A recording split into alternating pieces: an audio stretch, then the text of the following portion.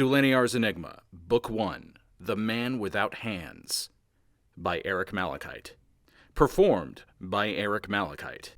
Prologue. Corey wiped the beading sweat from his dirty face and hung his rifle on his shoulder. He bent over, fighting with his beer gut, and squinted through the leaves, hoping to see some trace of the deer he'd been tracking. But the trail had gone cold. He'd been tracking that deer for the past hour, hoping to finish the job he'd started when he tagged her right leg. Now the trail of blood that she'd left in her wake had vanished. To his credit, he was a little drunk from finishing the six-pack of PBR he'd brought along for this special trip. A trip that none of his so-called friends had wanted to be a part of. So it was possible that he just wasn't seeing it. The sun was silhouetted behind a patch of gray clouds in the west. A breeze ran cool against his exposed skin, tickling the hair on his arms. The first hint of evening. He'd have to return to his cabin soon. That's when he saw it. A mangled mess of what might have been a man lying sprawled out in the bushes down the hill from his location, with a matted rat's nest of navy blue hair. Corey quickened his pace and rubbed his glasses with the one spot on his jacket that wasn't covered in deer piss. When he returned his glasses to his face, the first thing he noticed was that the man was missing his hands. Lying there, sprawled out in the bushes as if he'd fallen from the treetops, both of his forearms ended in scarred stumps, as if someone had cut them off at the wrist and dipped the rest in a campfire, or something.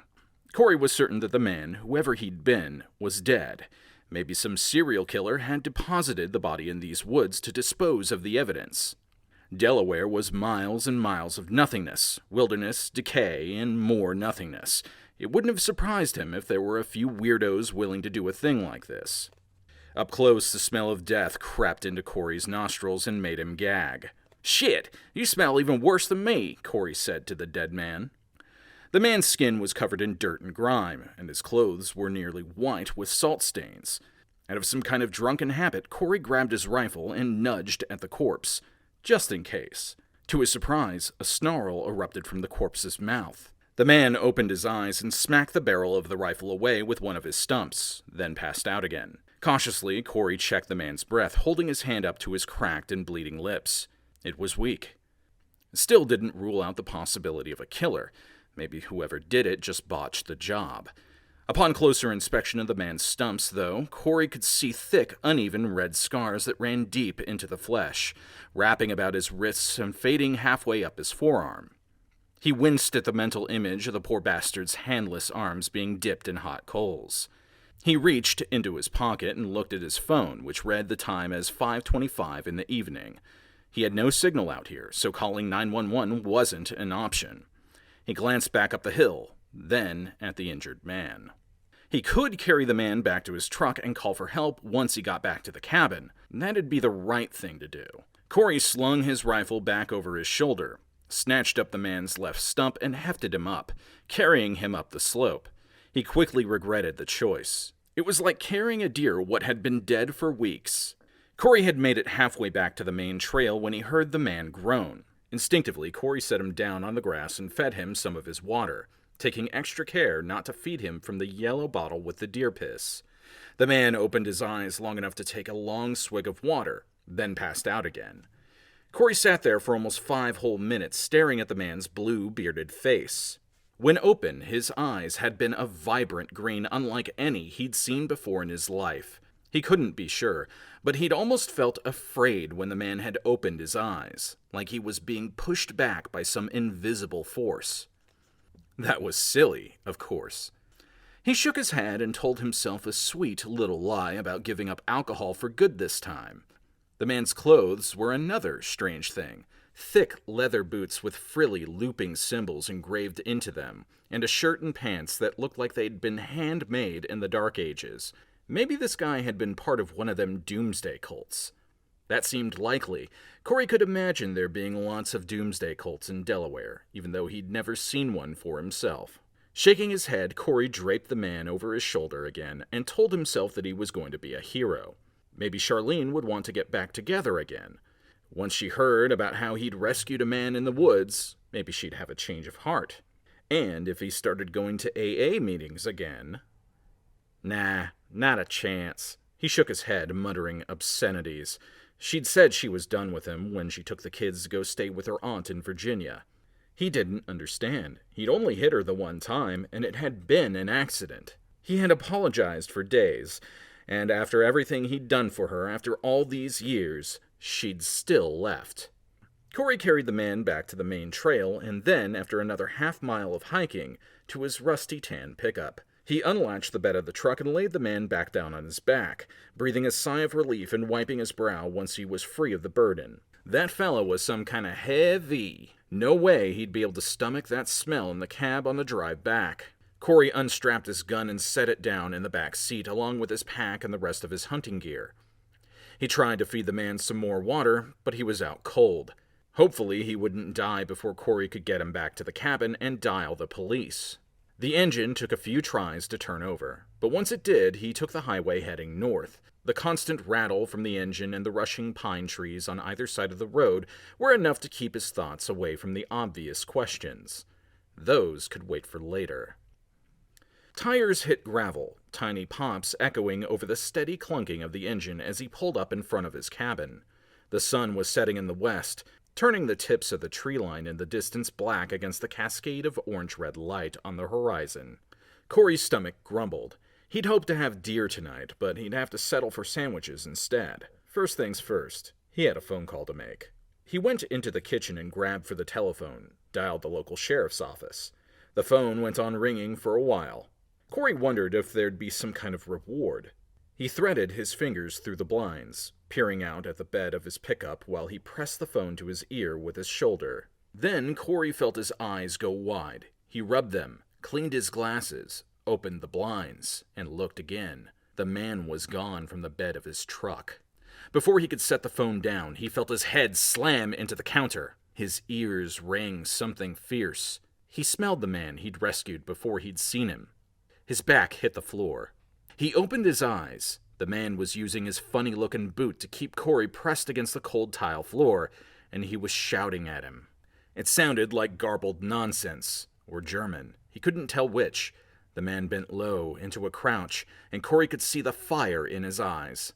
Corey wasn't good for much more than drinking and hunting, but he knew people, and he knew that look well. This man had been through hell and back, and if he felt that his life was in danger, he'd kill.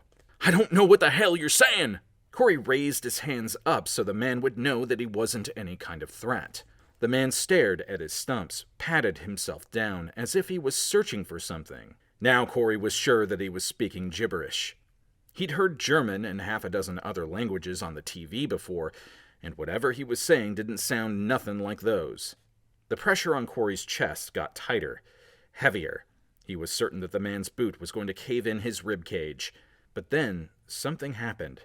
The man glanced out the window. His face softened, his eyes relaxed, and a deep and terrible laugh escaped from his throat. Corey took a deep breath as the man lifted his boot off of his chest and ran out into the evening air, shouting something strange at the clouds.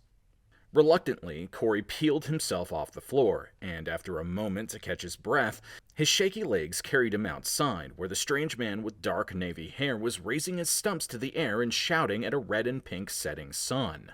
After the third repetition of the phrase, Corey felt as though he could make out a few of the words. Mako, Vali, Oraseth. Understanding even those meaningless syllables seemed to make the world grow darker for a moment. The man repeated the words over and over again until his voice ran hoarse. He turned around to face Corey, and instantly Corey found himself backing away, ready to flee. The intensity of the man's stare. Those eyes. He didn't think he'd ever seen such anger in someone's eyes. It was like staring into the heart of a burning forest. Corey's boot caught on the first step leading back to the cabin, and his back hit the porch. The man approached him.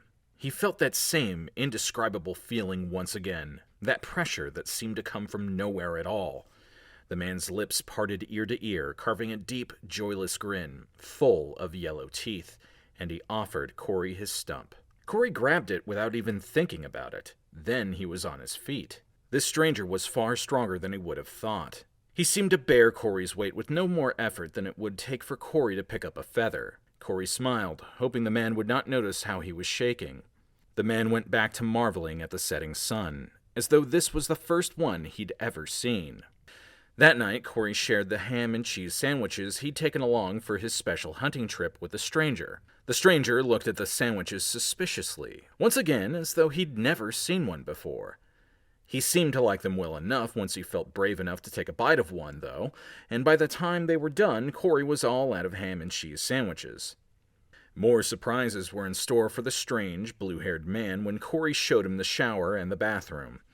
Everything seemed so new to him, and that made Corey wonder about where he'd come from. Maybe he'd been in isolation for so long that he'd forgotten what civilization was like. Sometimes that happened. He read that in a magazine somewhere. What did they call it? Amnesia? Yeah, that was the word.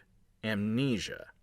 Despite how new everything seemed to the blue-haired man, he seemed to understand the point of the shower as well as most of the utensils in the kitchen. "What the hell am I supposed to call you?" Corey finally asked. "Can't just keep saying, 'Hey you,' or 'Hey mister,' like I've been doing." The strange man looked at him, pointed his stump at Corey's chest, and said, "Moscow." Masku? What the hell was a Masku, and why was he one? The strange man pointed to his own chest and said, "Sulekiel." "Is that your name?" "All right then, Sulekial." He was sure he was butchering the name, pronouncing it like Sulakial, but at least they were finally getting somewhere. "I guess after you shower, you're going to want to rest up for the night." He pointed to the couch, and Sulekial's eyes followed where he was pointing. "Go ahead and make yourself at home on the couch there. You don't look like much, but it's comfier than a bush, so I'm sure you won't be too keen on complaining. I'll put out some fresh clothes for you to change into." The man stared at him, his blue eyebrows coming together. "Right, why the fuck am I even trying to talk to you anyhow?" Corey left the man to his own business and retired for the night, but he made sure to put out a fresh set of clothing for him before he did. When he awoke the next morning, there was a burning smell coming from the kitchen. Panic rose through Corey like a wildfire sweeping through a field of dry grass. He sprang to his feet and rushed into his kitchen to find Sulekial, whom he'd decided to start calling Sue for short, cooking 2 skinned rabbits on one of the cast-iron skillets he'd brought along for the trip. He'd taken the spare clothes that Corey had left out for him, though they didn't fit too well on his skinny body. The rabbit didn't smell half bad. Corey took a seat at the table and watched the man work. He didn't seem to have too much trouble moving the skillet with his stumps. "Someday, when you learn yourself some English, you're going to have to tell me how you lost them hands of yours." Sue said nothing. It came to Corey like a revelation. How the hell had he skinned them rabbits? The rabbits tasted even better than they'd smelled. The two of them wolfed them down quite quickly. Now that Sue had showered, Corey noticed that his skin tone wasn't quite right. When you squinted real hard, it looked gray, but otherwise it looked mostly orange. Maybe he was Indian or something. He decided he'd ask about that one too when Sue learned how to speak proper. Since he didn't have to go out and catch a meal for breakfast, Corey felt it'd be a good idea to call the sheriff's department again and see if they couldn't help Sue. He walked over to the phone, and Sue's eyes followed him with a careful and frankly uncomfortable leer. He picked up the phone, dialed the number. It rang twice. "Hello, Lincoln Sheriff's Department. This is Leela speaking." "Hey, ya, Leela, this is Corey Johnson," Corey said. "I'm down here at my cabin out near the campgrounds, and the damnedest thing happened. I ran across this fellow what's got his hands missing. Nothing but stumps, I tell you. Was wondering if you'd like to get him checked into a hospital. He don't speak English, and he stands out like a sore thumb. I figure he got himself mixed up in one of them colts you hear about." "All right, Mr. Johnson, the sheriff will be right out to see you. What's the address there?" He told her the address, hung up, and decided to freshen up before the sheriff arrived. The hot water was a welcome distraction. He couldn't stop thinking about how Sue had skinned them rabbits. There wasn't any way he could think of, not unless Sue had gone and sprouted brand new hands to do the job, then just as quickly lost them again. Corey dried himself, put on a pair of fresh blue jeans and a plaid shirt. He heard the squad car's tires on the gravel outside as he was stepping out of his room. Sue remained inside, watching the two men carefully from the open window as they shook hands outside. "That him?" the sheriff asked, tipping his head in Sue's direction. "Kinda strange for him to be staring from the window. If you were missing your hands, I think you'd be acting real strange too," Corey said. "Hell, can't argue with that." The sheriff sighed heavily. "Where did you say you found him?" "Down in the forest, a few miles back. I was tracking a deer when I saw him in a bush." "Think you can help him?" "No idea. but I can have them set him up at the shelter temporarily, till we can figure out who he is. I figure he got himself involved with one of them doomsday cults. Say again? You know, one of them cults where they do witchcraft and listen to Marilyn Manson records. The sheriff nodded and didn't reply again except to get Corey's contact information and give him his business card. The name on the card was Luke Brady. The next thing Corey knew, Sue was sitting in the back seat of the squad car being driven away by the sheriff. He figured that was the last he'd ever see of Sue. But about 3 months later, the phone rang in the middle of the night. Corey was up, staring at the ceiling after a long night of drinking. He answered, hoping to hear Charlene's voice. It was the Dover Mental Health Facility.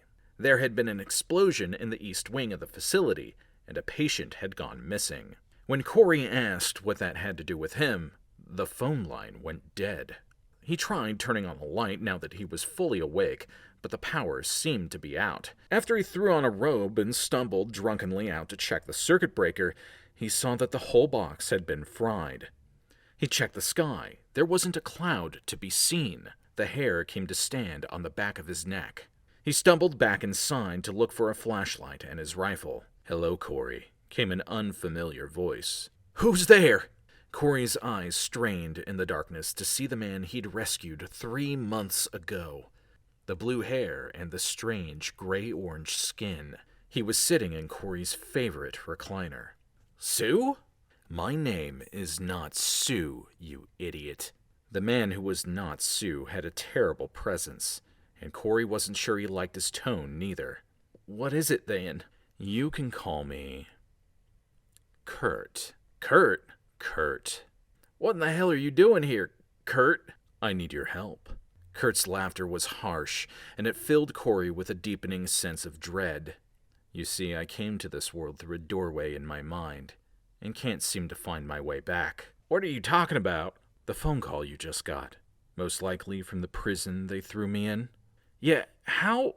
"The escaped patient," Corey thought. "Yes, it was me," Kurt said, his mouth twisting into a vicious grin. "You're quite slow, you know that. The shelter that the police deposited me in could not handle me, so to speak, so they decided to put me in one of your mental hospitals. It was useful to me in a way, as they gladly taught me your language, in hindsight a thing not too dissimilar from the language of the Moscow on my world, and I was able to learn much about your people from the television and what books the orderlies had on hand. But then they were threatening to up the dosage on the tranquilizers, and any more than what they were giving me would have severely dampened my ability to channel my Sulen. So I decided that the place had served its purpose." "Sulen?" The nearest translation is spirit. Kurt rolled his eyes. "But that's not exactly right. Don't try to figure it out. It's useless for you to try to comprehend anything I'm telling you. Suffice it to say, I'm not from this world. You probably suspected as much when you first found me, even if you couldn't admit it to yourself. The being I made a bargain with wanted me to come to this world, but I've yet to discover why that is." "The being?" "Mako Vali Oraseth." The words Kurt had been shouting to the setting sun came back to Corey. His heart rate escalated, and for a moment images of a burning sky flashed through his mind. "You need not concern yourself with the details," Kurt said. "How am I supposed to help you if I don't know them?" Corey asked. "It's not you that I need." "Then," Corey shook his head, I don't understand." Then, as he watched, a strange blue light emanated from Kurt's stumps. The light seemed to twist and loop around the man's head and face until, somehow, it solidified into 2 transparent hands that covered his stumps. "That's how he skinned them rabbits," Corey thought. Corey's heart was in his throat, his back pressed firmly against the wall. "I need your name." Kurt waved his hand over his face, and it was as though Corey was staring at his own reflection. "And your face." Kurt stood up and approached him. Corey tried to run, but found that he couldn't move. A blinding white light surged in front of Kurt's outstretched, transparent hand. He could feel the heat from it forming, blistering the skin on his face. He felt his bladder empty itself all over the brand new carpet he'd just put in. "But I do not need you," Kurt said.